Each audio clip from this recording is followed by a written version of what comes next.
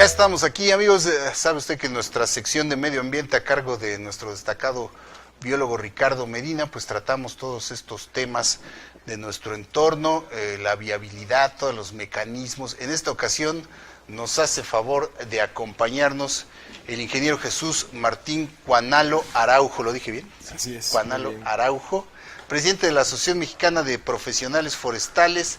Nos va a hablar de la importancia pues de este recurso, cómo lo estamos desaprovechando, desafortunadamente. Vaya, los bosques que son, híjole, otro recurso realmente inagotable si se le da, claro, el tratamiento adecuado, la atención debida, y pues es, digamos que pues fue nuestros bosques de las primeras herramientas que el hombre hizo para echar mano para sus viviendas, para sus utensilios, ¿no? Todo ello.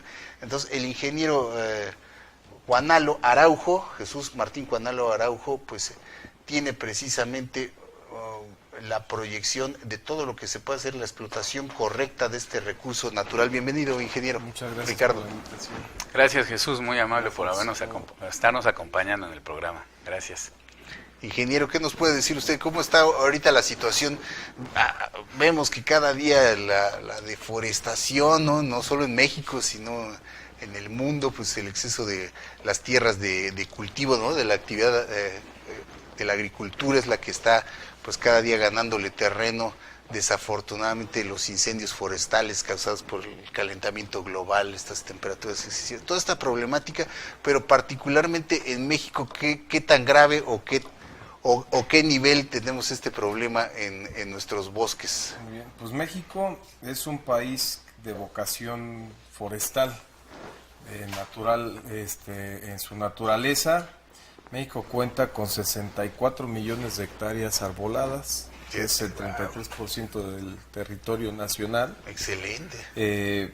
Y bueno, pues obviamente en su historia ha perdido, se estima cerca de 30 millones de hectáreas.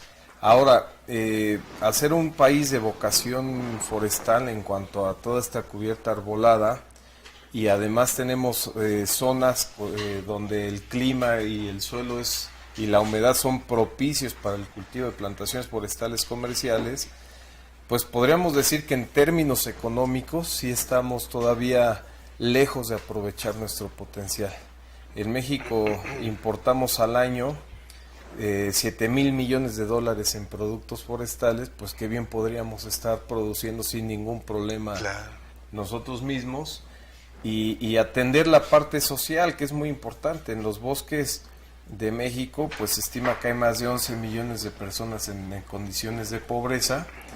Entonces se tiene que buscar un equilibrio donde aprovechemos nuestros recursos también con miras en el tema de desarrollo rural, y a la vez entender que sí es un factor importante para la economía de México y que tiene mucho potencial, sin perder de vista la importancia de la conservación, porque también esta gran superficie de bosques que tenemos junto con los demás ecosistemas pues nos ponen entre los países más megadiversos del planeta, y pues tenemos que combinar el potencial productivo pues con la responsabilidad de conservar nuestros recursos. Eso es muy importante. Y bueno, por ejemplo, ahorita me gustaría preguntarte, derivado ayer salió la Comisión Ambiental de la Megalópolis, y vemos esta parte forestal desde el punto de vista económico muy importante, pero también como medidas de paliativos, de conservación, etcétera, el papel del bosque, de los árboles, juega un rol muy importante.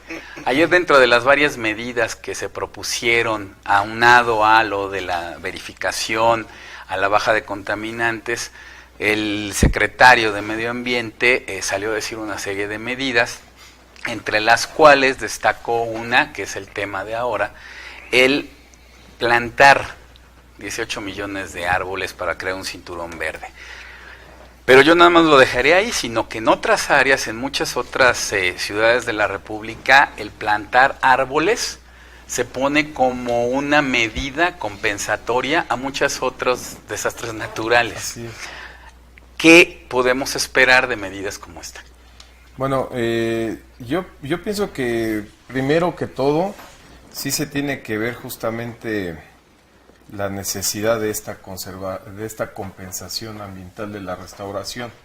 Por ejemplo, hablar de 18 millones de árboles aquí en la zona metropolitana, pues suena mucho, ¿no? Porque tendríamos que disponer de 1.800 hectáreas básicamente, y obviamente sin nada de vegetación para que se pueda establecer esa cantidad. Y no hay que olvidarnos que en la parte urbana de la Ciudad de México hay normas que nos restringen, tienen que ser árboles mayores de 3 metros, mayores de 3 centímetros de diámetro, lo que quiere decir que tendrían que ser una producción masiva de árboles pues que de manera inmediata alcancen esta talla y cumplan con las demás características como especies adaptadas aquí a la zona. Creo que los árboles como medida de compensación ambiental y de mitigación de la contaminación pues son una excelente opción entre todas las que tienen que sumarse para combatir la contaminación. Filtran el ruido, filtran las partículas en el aire, absorben CO2 para producir oxígeno, restauran suelo, nos ofrecen servicios ambientales como la captación de humedad, ¿verdad? Entonces, la regulación de la temperatura. Creo que sí, que definitivamente tiene que haber programas muy intensivos en todas las áreas urbanas de nuestro país para poder mitigar el impacto ambiental, ¿no? Y sobre todo la contaminación.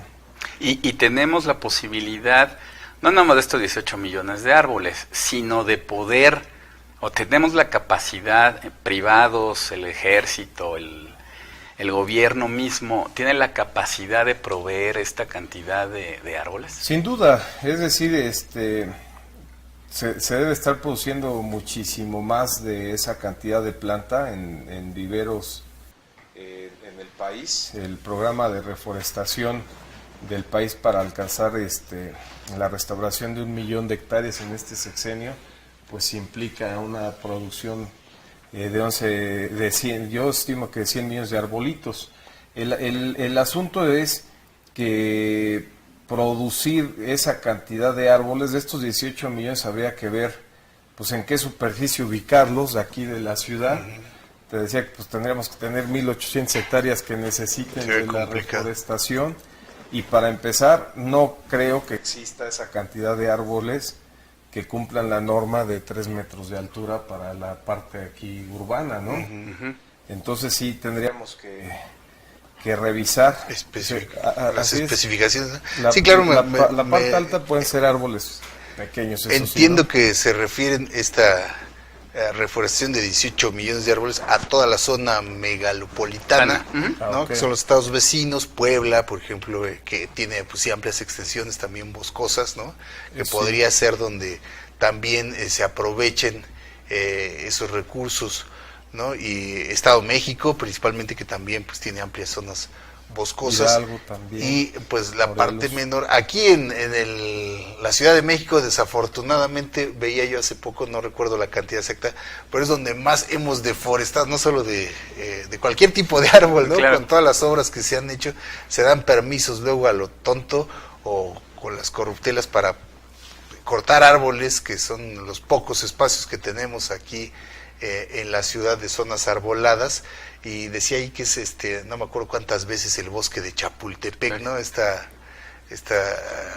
reforestación de 18 millones de árboles. Entonces sí tenemos que ver 3 veces, ¿verdad? 3 veces el bosque de Chapultepec, que fuera de eso el bosque de Chapultepec pues es la única zona donde digamos sí se sigue respetando el asunto.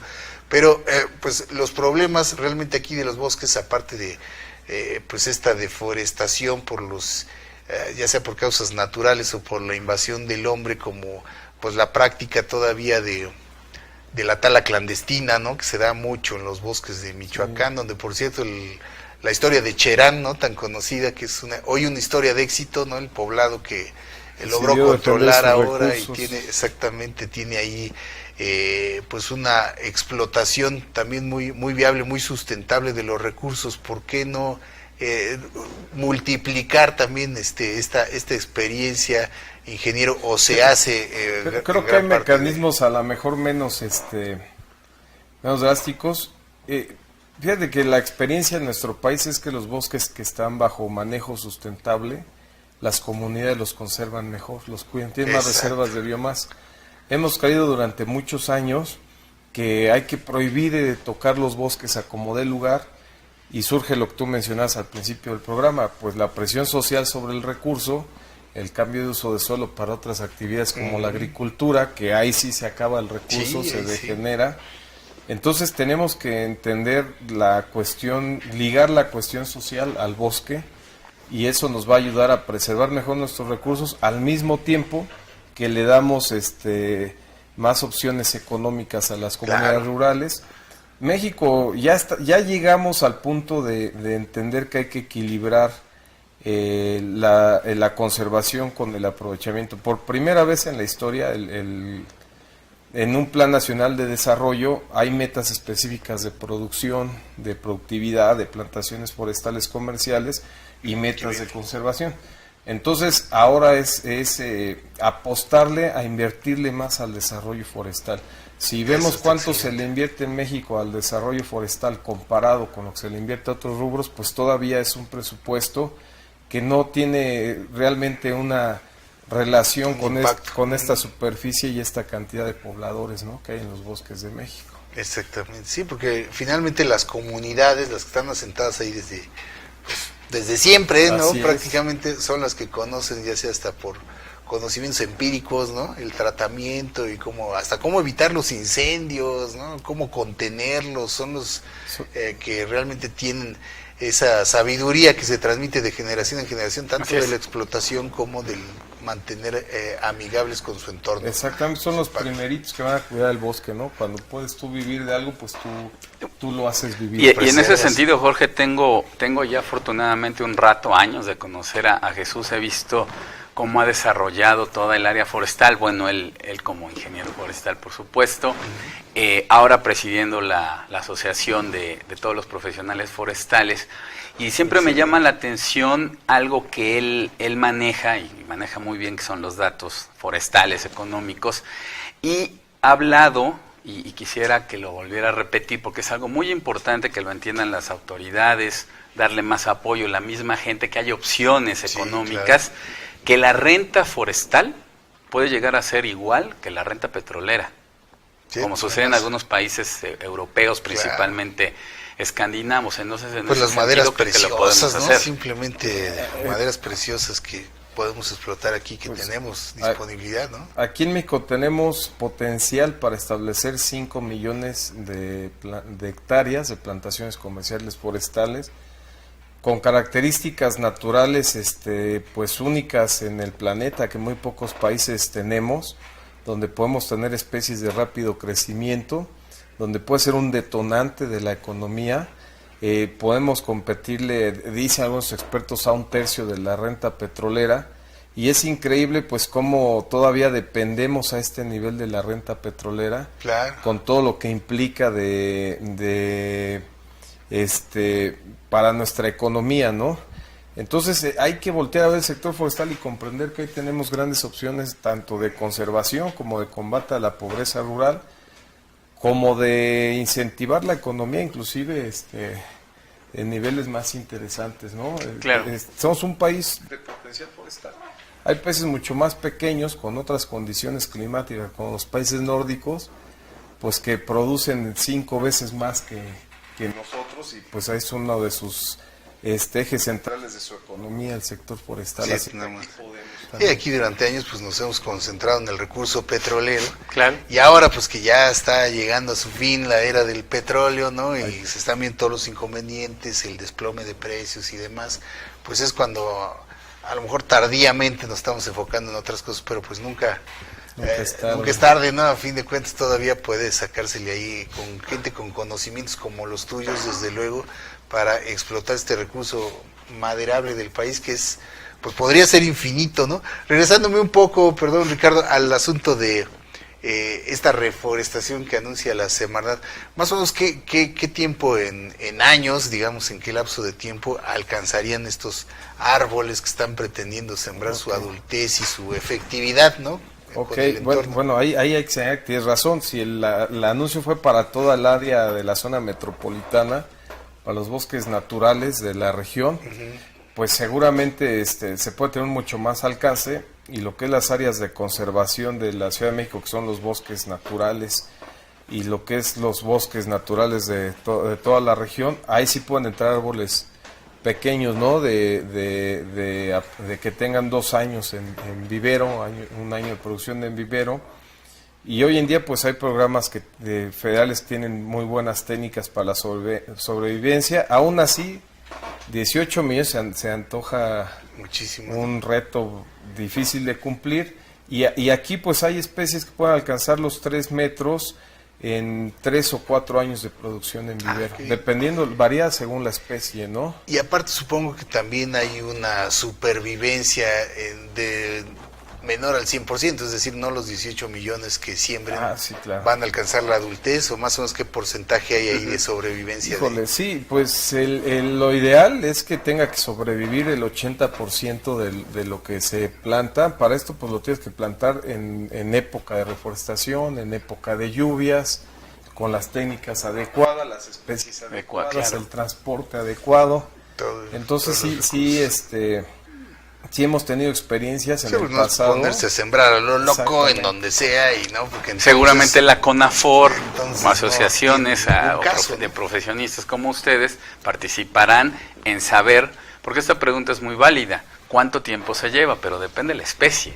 Claro. Así es. Los bosques de pino de Chihuahua no crecen igual de rápido que los de Michoacán, ¿no? Eso me lo dijo un forestal, por cierto. Fíjate. Entonces, dependiendo de la especie, también es el tipo de comentario. Exactamente, sí. La CONAFOR tiene programas ya muy avanzados, ya tienen 15 años de experiencia, aparte pues de los programas de reforestación que ha habido siempre en nuestro país. Tenemos experiencias lamentables en el pasado, donde plantar por plantar pues nos ha llevado a técnicamente tirar dinero al suelo, ¿no? Porque ha sobrevivido el 2030. Actualmente se está alcanzando arriba del 60-80% de sobrevivencia, pero pues tiene que ver justamente con que estos programas te sujetan a ciertas normas que tienes que cumplir. Uh-huh. Tienes que cumplir con lo que decías de las especies, las zonas, las regiones, las técnicas. Ahora ya no nomás es plantar por plantar, sino que donde amerita hacer técnicas de restauración de suelo,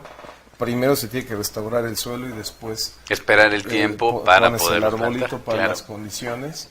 Por eso ahora se habla de metas en superficie más que en arbolitos. Uh-huh. Por ejemplo, el Programa Nacional de Desarrollo dice 1 millón de hectáreas restauradas, y ya no el compromiso en arbolitos, porque ahí es donde estaba el error, ¿no? Más bien ahora es enfocarte en ver verdes zonas que estaban desprovistas. Por ejemplo, el nuevo aeropuerto habla de que va a ser un área verde, porque en el área del aeropuerto de Texcoco pues nada más se da el pino salado y ya. Sí, no hay otra posibilidad, ¿no? Va a estar difícil. Va a estar una zona muy salitrosa, ¿no? Sí, ahí sí está muy ya difícil. Tendría que tener una instalación en el propio aeropuerto, ¿no? Que tenga la irrigación necesaria y las condiciones, la temperatura incluso, ¿no? Para que pudiera darse, pues ahí la preservación de...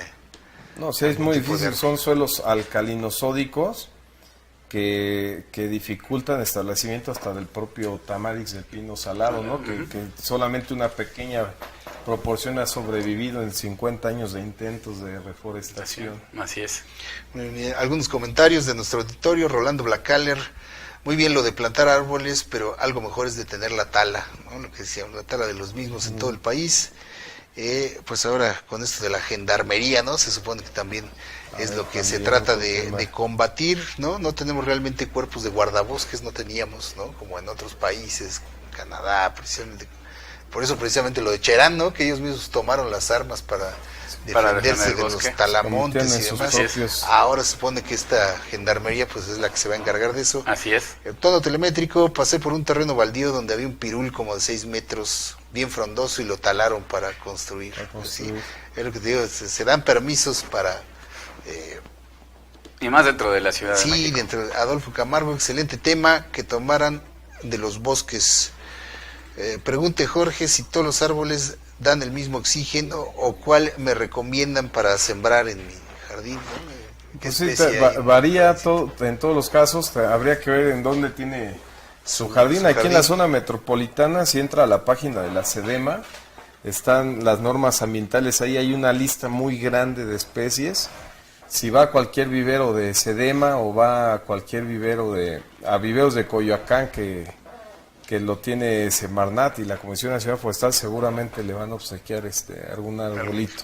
Excelente, de la mira. especie Pues adecuada. Así es. excelente, Adolfo, pues ya lo sabes, si estás aquí en la Ciudad de México o en tu localidad, pues ponerte en contacto, como dice en la página de la SEDEMA, o cuando te des una vuelta por acá, pues ya tendrás oportunidad de obtener una especie para tu jardín y contribuir, ¿no? De esta forma también la importancia, ¿no? De las azoteas verdes y todo, aunque sea zona urbana, pues hay que tener una plantita. Se está manejando eso, así es. Vámonos, queridos amigos, muchísimas gracias, muchas ingeniero. Gracias a su por la casa. invitación. Gracias, Ricardo. Jorge, gracias. Gracias, Jesús. Vamos a hacer un Gracias. corte y cerramos el programa. ¿Ya está Ivonne? Sí. Ya está lista Ivonne de los Ríos para farandulear. Muchas gracias, amigos. Continuamos.